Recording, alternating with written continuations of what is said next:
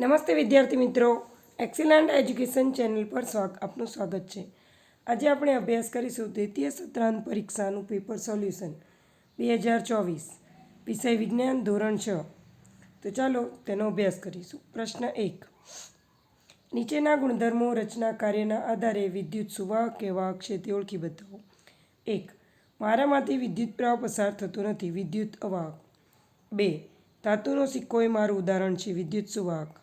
3. કાચની બંગડી એ મારું ઉદાહરણ છે, વિદ્યુત અવાહક. 4. સેફ્ટી પિન તો વિદ્યુત સુવાહક. ચપ્પલ તો વિદ્યુત અવાહક. પ્રશ્ન 2. નીચેનાને ચુંબકીય પદાર્થો અને બિનચુંબકીય પદાર્થોમાં વર્ગીકૃત કરો. 1. આ પદાર્થો ચુંબક તરફ આકર્ષાતા નથી, તો બિનચુંબકીય. 2. કોબાલ્ટ એ તેનું ઉદાહરણ છે, તો ચુંબકીય. 3. કાગળ એ આ પ્રકારનો પદાર્થ છે, બિનચુંબકીય. 4. લોખંડનો ભૂક્કો તેનું ઉદાહરણ છે, ચુંબકીય. પ્રશ્ન 3. માંગ્યા મુજબ જવાબ આપો. 1. પ્રાણીઓ સજીવ છે તે તમે કઈ રીતે નક્કી કરશો? તો પ્રાણીઓ જે છે સજીવ છે, કારણ કે તે હલનચલન કરે છે, પ્રચલન કરે છે, વૃદ્ધિ અને વિકાસ કરે છે, શ્વસન કરે છે, પ્રજનન કરે છે, ઉત્સર્જન કરે છે, તેના જેવો બીજો સજીવ ઉત્પન્ન કરે છે. તેથી પ્રાણીઓ સજીવ છે. 2. એક ગજિયા ચુંબકને ધ્રુવ દર્શાવતી કોઈ જ નિશાની નથી, તો તમે તેના ધ્રુવ કઈ રીતે નક્કી કરશો? તો કોઈ એક ચુંબક લઈશું, તે ચુંબકને દોરી વડે લટકાવીશું અને પછી તેને સ્થિર થવા દઈશું. એ સ્થિર થશે એટલે ઉત્તર ખૂણો ઉત્તર દિશામાં અને દક્ષિણ ખૂણો દક્ષિણ દિશામાં સ્થિર થશે. તે રીતે આપણે ઉત્તર દક્ષિણ દિશા ઉપરથી ઉત્તર અને દક્ષિણ ધ્રુવ નક્કી કરી શકશું. 3. દહન માટે હવા જરૂરી છે, તે માટે તમે કઈ રીતે નક્કી કરશો? તો દહન માટે હવા જરૂરી છે, તે માટે સૌપ્રથમ આપણે 3 મીણબત્તી પર 3 ગ્લાસ મૂકી અને સમયની નોંધ કરશું. 3 મીણબત્તી લઈશું, 3 ગ્લાસ લઈશું અને ત્રણેયને એક જ સાથે સળગાવીશું. પહેલી પરિસ્થિતિમાં મીણબત્તીમાં ઉપરથી હવા પસાર થશે પણ નીચેથી થશે નહીં. બીજી પરિસ્થિતિમાં ઉપર નીચે ક્યાંયથી હવા નહીં પસાર થાય અને ત્રીજી પરિસ્થિતિમાં નીચેથી અને ઉપરથી બંને બાજુથી હવા પસાર થશે. તેથી પહેલી પરિસ્થિતિમાં થોડોક સમય મીણબત્તી સળગતી રહેશે, બીજી પરિસ્થિતિમાં મીણબત્તી તરત ઉલવાઈ જશે અને ત્રીજી પરિસ્થિતિમાં મીણબત્તી સતત સળગતી રહે છે. તો આના પરથી આપણે નક્કી કરી શકીએ કે દહન માટે હવા જરૂરી છે. 4. પાણીમાં હવા રહેલ છે તે નક્કી કરવા માટે તમે કઈ પ્રવૃત્તિ કરશો? તો પાણીમાં હવા રહેલ છે તે નક્કી કરવા માટે કાચ કે ધાતુના પાત્રમાં થોડું પાણી લઈશું, તેને ગરમ કરશું, પાણી ઉકળશે એટલે તેનું અવલોકન કરશું. અવલોકન કરશું તો પાણીમાં પરપોટા જોવા મળશે. આ પાણીના પરપોટા જે છે એ તેમાં ઓગળેલ હવા દર્શાવે છે. તેના પરથી આપણે નક્કી કરી શકીએ કે પાણીમાં હવા રહેલી છે.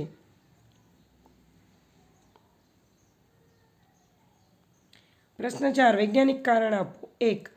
માછલી પાણીમાં જીવન ટકાવી શકે છે, કારણ કે માછલી એ પાણીમાં રહેનાર જળચર પ્રાણી છે. તે પાણીમાં રહેલા ઓક્સિજનમાં એટલે કે તેમાં પાણીમાં ઓગળેલા ઓક્સિજન દ્વારા તે શ્વસન કરે છે.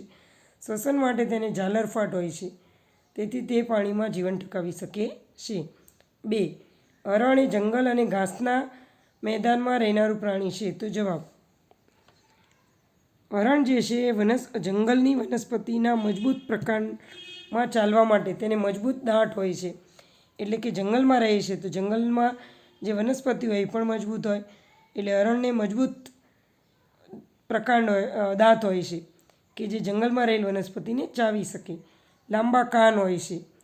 માથાની બાજુમાં આંખો હોય છે, જેથી તે માથાની બાજુમાં રહેલી આંખોની મદદથી તે જાણી શકે છે કે કોઈ શિકારી આજુબાજુ આવી ચૂક્યો છે.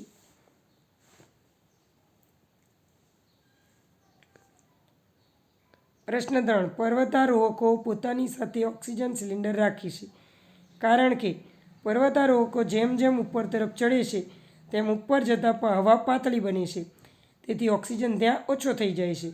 તેથી ત્યાં જીવન ટકાવવું મુશ્કેલ પડે છે. ઘણીવાર ઘણાને ઉલટીઓ થાય છે, ઘણા ચક્કર આવી જાય છે. એટલે આવું ન થાય અને સુરક્ષિત રીતે ઉપર ચડી શકીએ તે માટે ઓક્સિજન સિલિન્ડર સાથે રાખવો જરૂરી છે. પ્રશ્ન 5. ખરા છે કે ખોટા જણાવો. 1. 1 મીટર બરાબર 100 સેન્ટીમીટર, સાચું. 2. ઇલેક્ટ્રિશિયન કામ કરતી વખતે હંમેશા રબરના પગરખાં પહેરે છે, સાચું. 3. લોખંડ પારદર્શક છે, ખોટું. 4. ગોળાકાર ચુંબકને ધ્રુવ હોતા નથી, ખોટું. 5. જમીનમાં હવા હોય છે, સાચું.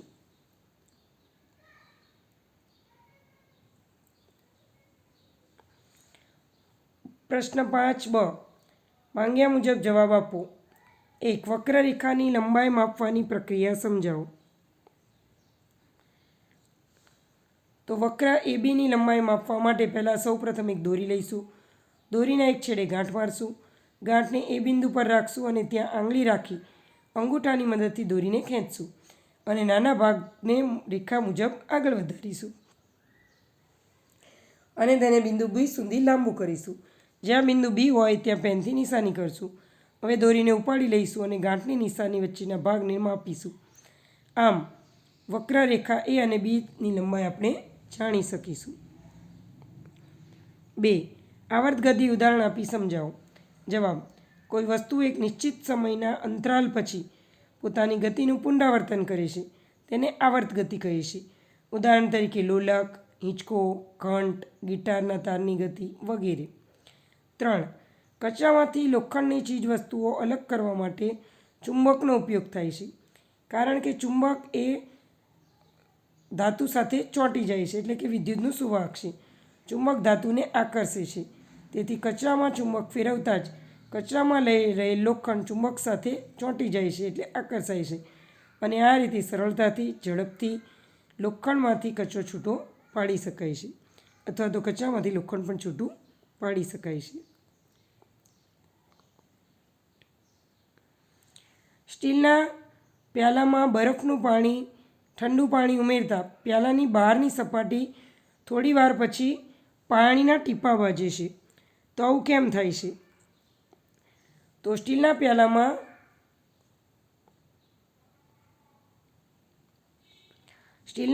ઠંડુ પાણી ઉમેરતા પ્યાલાની બહારની સપાટી પર થોડી વાર પછી પાણીના ટીપાં વાજે છે. કારણ કે હવામાં પાણીના બાષ્પ હોય છે. જ્યારે હવા ઠંડી સપાટીના સંપર્કમાં આવે છે ત્યારે તેનું સંઘનન થાય છે અને ઠંડી સપાટી પર તેના પર વરાળના ટીપાં સ્વરૂપે આપણને દેખાય છે. તેથી ઠંડા ગ્લાસમાં પાણી ઠંડુ પાણી હોય તો તેની બહાર આપણને ટીપાં વાજેલા જોવા મળે છે.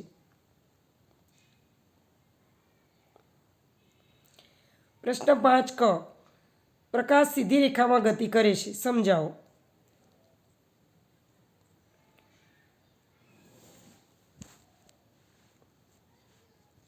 પ્રશ્ન 5ક, ચાલો એક પાઇપનો ટુકડો લઈશું કે રબરની લાંબી નળી લઈશું.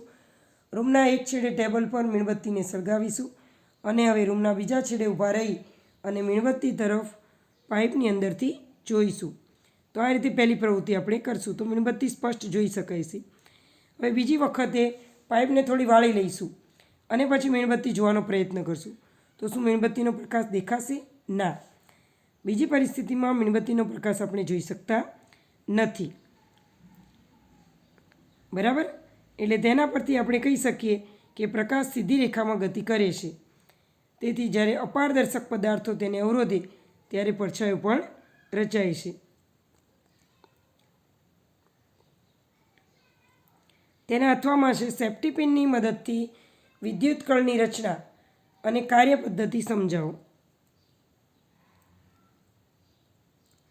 તો અહીંયા જે છે એ સૌ પ્રથમ એક કાગળ લઈશું, તેના પર એક સેલ લઈશું, વાયર લઈશું, સેફ્ટી પિન લઈશું અને બલ્બ લઈશું. તો થર્મોકોલની સીટ કે કોઈ પણ વસ્તુ આપણે કાગળ લઈ શકીએ.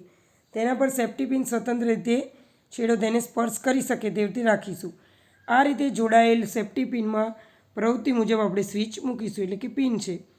અહીંયા આપણે સેફ્ટી પિન મૂકીશું. સેફ્ટી પિનને ભેગી રાખશું તો સ્વિચ ઓન થશે, સેફ્ટી પિન દૂર કરશું તો સ્વિચ ઓફ થશે. એટલે પહેલી પરિસ્થિતિ છે એ સ્વિચ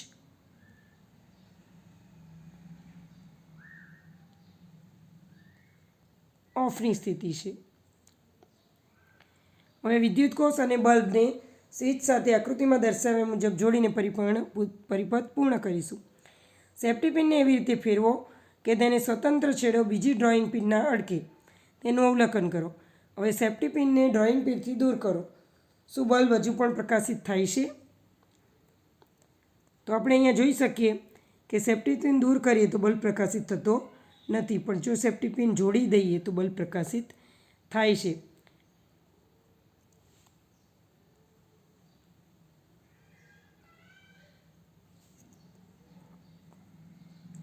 તેથી આના પરથી આપણે એવું કહી શકીએ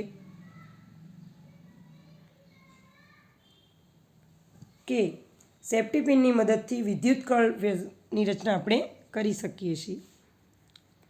પ્રશ્ન 6 માંગ્યા મુજબ જવાબ આપો. એક વ્યક્તિની ઊંચાઈ 145 સેન્ટીમીટર છે તો તેની ઊંચાઈ મીટરમાં શોધો. હવે આપણે બધા જ જાણીએ છીએ કે 1 મીટર બરાબર 100 સેન્ટીમીટર. એટલે ઊંધું લઈ લઈએ કે 100 સેન્ટીમીટર બરાબર 1 મીટર. તો 145 સેન્ટીમીટર બરાબર કેટલા? તો 145 ગુણ્યા 1/100. તેથી 145/100 તો જવાબ આવશે 1.45 મીટર. 2 એક વિદ્યાર્થીનું શાળા અને ઘર વચ્ચેનું અંતર 2.650 કિલોમીટર છે તો મીટરમાં ફેરવો. હવે આપણને ખ્યાલ છે કે 1 કિલોમીટર બરાબર 1000 મીટર.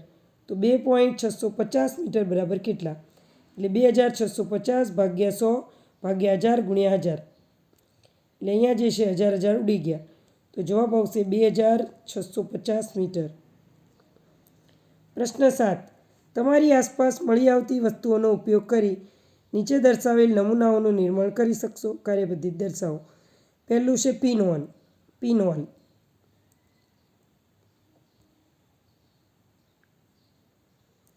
તો પુઠ્ઠાના 2 ખોખા લઈશું. એક ખોખું બીજા ખોખાની અંદર કોઈ જગ્યા રહ્યા વગર સરકી શકે તે રીતે ગોઠવીશું અથવા તો કાપી લઈશું.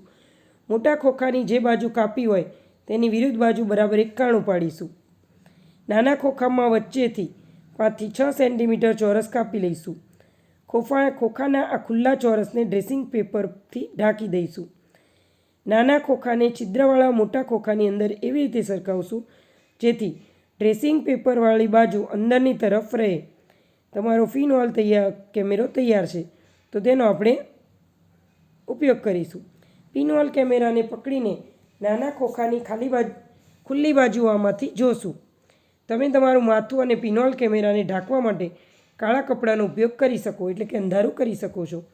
હવે થોડા અંતરે રહેલા પદાર્થો જેવા કે વૃક્ષ, ઇમારત વગેરેને પિનહોલ કેમેરામાંથી જોવાનો પ્રયત્ન કરીશું. તો અહીંયા તમને પિનહોલ કેમેરાની રચના દર્શાવી છે કે એક મોટું બોક્સ છે, બીજું નાનું બોક્સ છે. મોટા બોક્સની અંદર નાનું બોક્સ મૂક્યું છે, નાના બોક્સની પાછળ હોલ પાડ્યો છે અને બંનેને આપણે ચિપકાવેલું છે જેથી કરીને આગળ પાછળ જઈ શકીએ. જે પદાર્થને તમારે પિનહોલ કેમેરામાંથી જોવાની ઈચ્છા હોય તેને તેજસ્વી પ્રકાશમાં હોવા જોઈએ, એટલે કે અજવાળામાં રાખવાના છે. જ્યાં સુધી બીજા છેડે લગાવેલ ડ્રેસિંગ પેપર પર ચિત્ર જોવા ન મળે ત્યાં સુધી નાના ખોખાને આગળ કે પાછળ તરફ ખસેડવાનું. એટલે આગળ પાછળ ખસેડીશું તો અમુક સમયાંતરે, એટલે કે આ પહેલું બોક્સ છે અને બીજું બોક્સ, તો અમુક અંતરે અહીંયા ચિત્ર જે છે સ્પષ્ટ જોવા મળશે. શું પડછાયા કરતાં પિનહોલના પ્રતિબિંબ જુદા છે? તમારા પિનહોલ કેમેરા વડે તેજસ્વી પ્રકાશમાં ફરતા વાહનો કે રોડ તરફ જતા લોકોને જુઓ. શું કેમેરામાં દેખાતા ચિત્રો અને બીજી બાજુએ વસ્તુઓના રંગ પણ દેખાય છે? શું ચિત્રો સીધા દેખાય છે, ઉલટા દેખાય છે? તો તમે જોવા મળશે કે સીધું ચિત્ર મૂકીશું તો ઊંધું દેખાશે, નાનું હશે તો મોટું દેખાશે. તો આ રીતે સૂર્યનું પ્રતિબિંબ પણ આપણે જોઈ શકીશું. તો આ રીતે તમે પડછાયો વગેરે વસ્તુઓ જોઈ શકીએ છીએ. તેના પછી છે પેરિસ્કોપની રચના.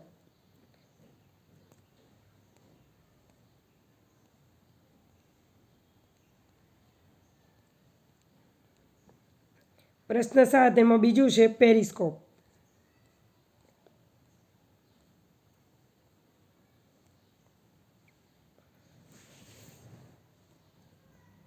પ્રશ્ન 7 એમાં બીજું આ ચેકી નાખવાનું.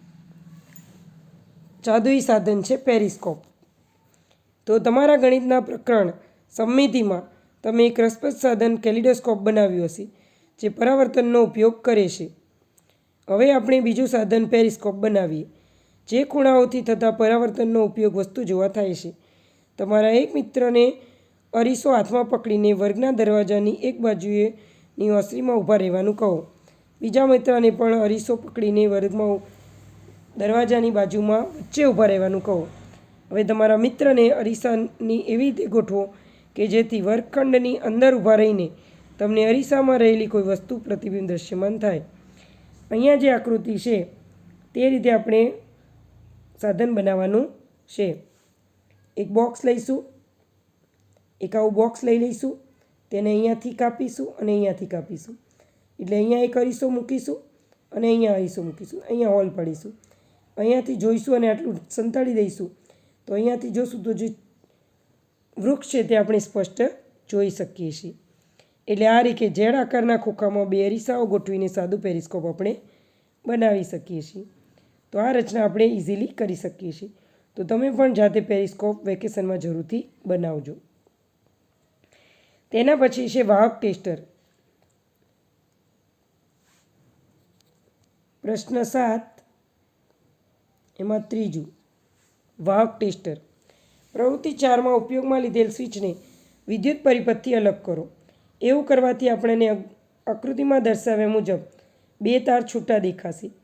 અહીંયા જે છે એ એક તારને સેલ સાથે વીંટાળીશું, તેની સાથે બીજો તાર, બીજા તારનો ધન ધ્રુવ સાથે બલ્બ અને બલ્બના ઋણ ધ્રુવ બીજા ઋણ ધ્રુવ સાથે બીજો વાયર અને એ વાયરને પછી અહીંયા રાખીશું. તો પહેલું જે છે એ વાયર બે છૂટા છે. હવે જો વાયર ભેગા કરીશું તો બલ્બ પ્રકાશિત થશે. બીજી આકૃતિમાં અહીંયા પિન સ્વિચ મૂકી છે. હવે આ સ્વિચ ઓન કરીશું તો બલ્બ પ્રકાશિત થશે અને આ સ્વિચને આપણે ઓફ કરીશું તો બલ્બ પ્રકાશિત થતો નથી. તો આના ઉપરથી આપણે નક્કી કરી દઈશું કે વાહક ટેસ્ટર જે છે એ વિદ્યુતનું વહન સારી રીતે કરી શકે છે. એટલે કે વાહક ટેસ્ટરમાં આપણે ચાવીને સંપર્કમાં લાવીએ. અહીંયા તમે